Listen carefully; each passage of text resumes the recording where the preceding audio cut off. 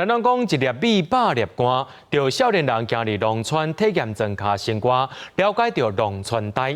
透过营队才知影讲，农村的势头是真无简单。就希望讲，这阵少年囡仔未来会当继续来关心农村，也行出一条属于农村的未来之路。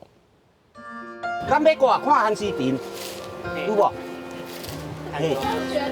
农民一步一步甲学生囡仔要过旱时，要安怎用镰刀来拄田，手势方向甲脚步拢爱互相配合。就割起来的难度上来说，我很怕割坏它。种田这件代志，唔是阮所想的安尼简单着。看下的是规个市场、规个政府的政策。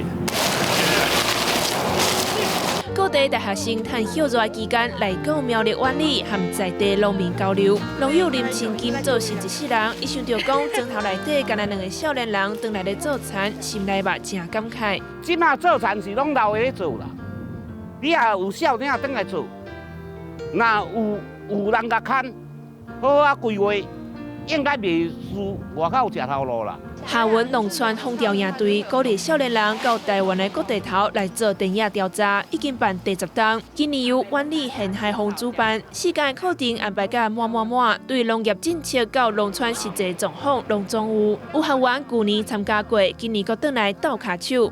学好学到就是一寡找物件，真正来到农村去看的。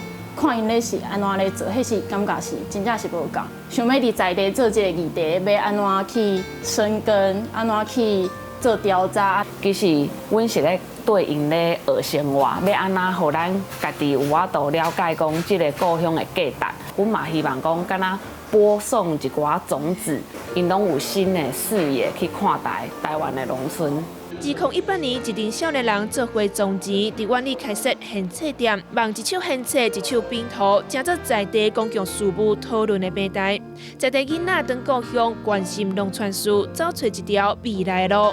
记者由陈张玉水苗栗报道。